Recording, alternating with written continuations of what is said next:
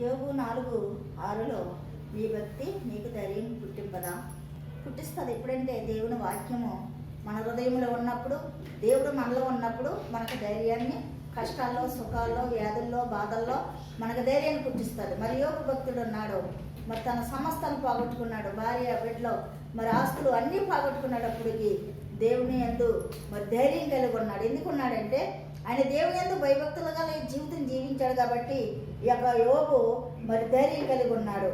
ఆయన దేవుణ్ణి విడవలేదు, ఆయన ఇచ్చెను, ఆయన తీసుకొనేను అన్నాడు కానీ దేవుని ఒక్క మాట ద్వారా కూడా దూషించలేదు. ఎందుకనగా దేవుని వాక్యము యోగు హృదయంలో ఉంది. దేవుని యందు ఆయనకి నమ్మకం ఉంది, సత్యం ఉంది.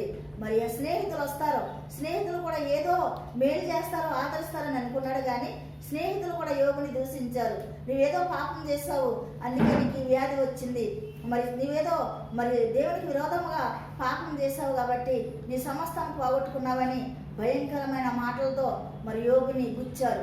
అయినప్పటికీ కూడా ఆ స్నేహితుల గురించి విజ్ఞాపన ప్రార్థన చేశాడు.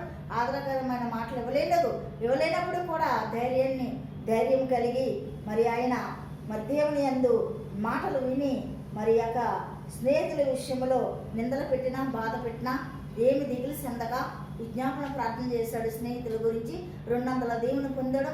మరి మొత్తం మీద దేవుడు మరి ధైర్యంగా ఉంచాడు యోగుని. ఎందుకు?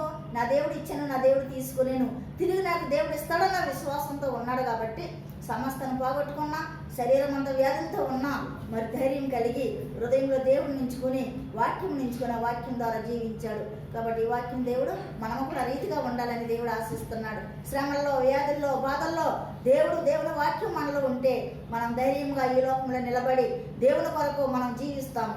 కాబట్టి ఇలాంటి విధంగా మనము కూడా ఉండాలని దేవుడు ఆశపడుతున్నాడు. దేవుడి వాక్యాన్ని దీవించుగాక. ఆమేన్.